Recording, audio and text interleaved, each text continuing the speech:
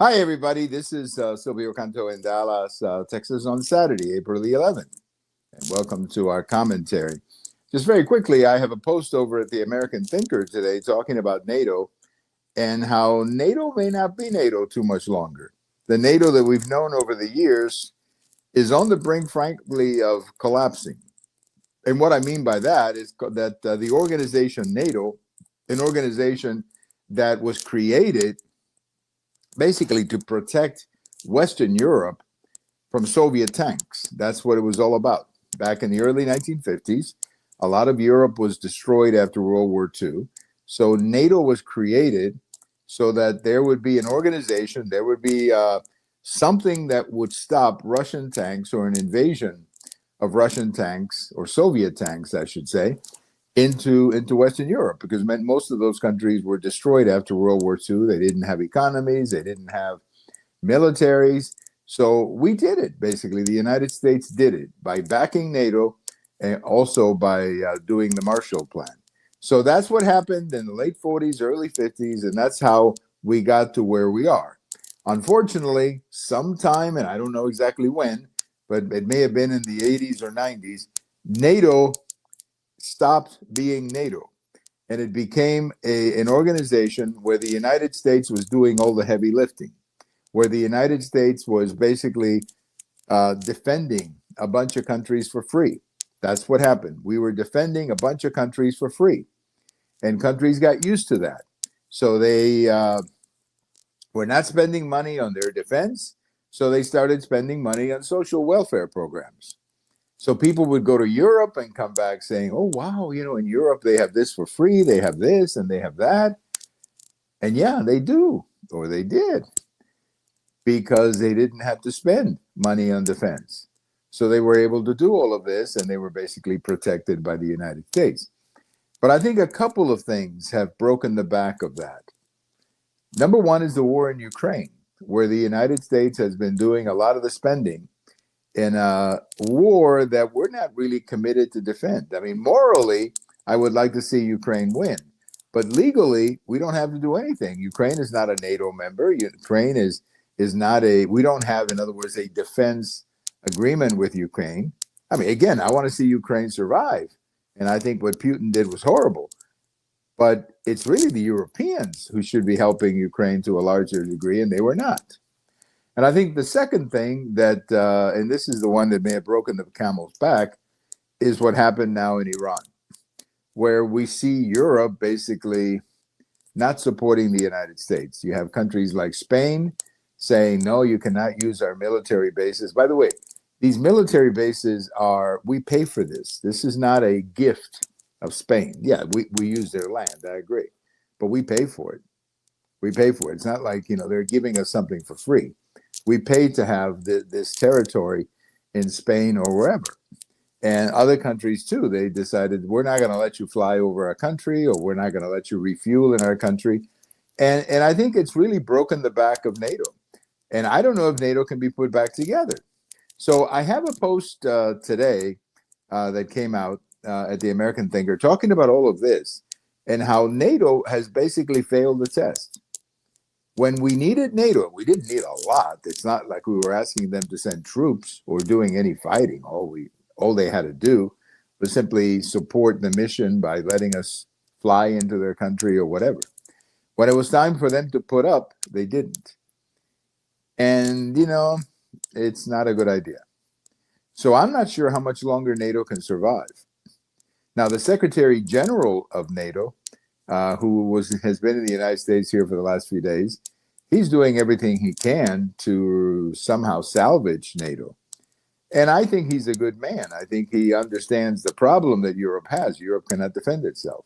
So I understand. What he's saying, and I can sympathize with him.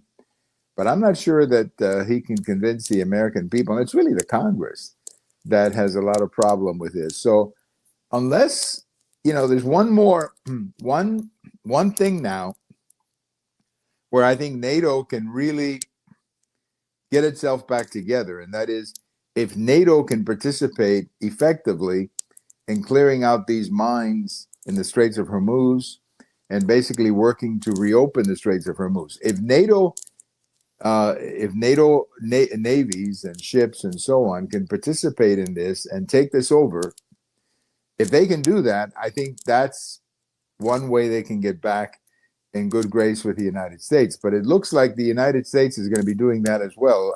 As you may know today, President Trump has sent in some vessels to start cleaning up the straits because there's a lot of mines that, of course, would be deadly for some of the oil tankers. But again, it's the United States doing it. So this is one more opportunity. I keep saying this is the opportunity for NATO to say, you know what, we're stepping up. We're sending ships. But as I wrote the other day, a couple of days ago in my other post over at the American Thinker, one of the problems that NATO has is that they don't really have the resources, the military resources. I mean, the UK, who at one time had one of the greatest navies in the history of the world, their navy is a skeleton right now from what it used to be. I just saw a story today in one of the websites that a British general was saying that he's not sure that the Brits could even send a division or have a division ready for war. Well, that doesn't say a lot about a country like the UK. So, they can begin by taking over the cleanup project at the Strait of Hormuz. That would be a good way of getting back in the game. Whether they do it or not, I don't know. But check out my post over at the American Thinker, where I say that NATO, they failed the test. And now they've got to win back American public opinion, and that's going to be a little bit more complicated. Well, they've been meeting all day from what we hear. The U.S. delegation headed by Vice President Pence and the other players. Look, they're talking. They're talking. I have no idea what they're saying. I have no idea if they're going to be successful, but they're talking. I continue to believe that Iran wants to make a deal. I continue to believe that there are people in that country who understand that they have to change direction. Iran is a country that for the last 47 years has been focused on two things: promoting terrorism and destroying Israel. That's it. That's their mission. Well, that may be their mission, but that they're not going to succeed in that. And they're not going to succeed destroying Israel because Israel is not going to be destroyed by Iran. So it may be time for some people within the country to take a look at their country and say, you know what, let's go in a different direction, because this direction we're on right now isn't going to get us anywhere. So maybe that's who they're talking to. I'd love to see, I love if that's the case. I don't know who they're talking to, but I'd love to think that maybe they're talking to people who actually have reform in mind. And if that's the case, I think we could be getting ahead, at least moving in the right direction, so that we can cut some deals that benefit them and benefit the United States, and in so benefit the world. Having Iran as a country financing terrorism and obsessed with destroying Israel is not good for the world. All that does is create the kinds of tensions in the Middle East that we've grown accustomed to for the last, whatever it is, 45 years or so.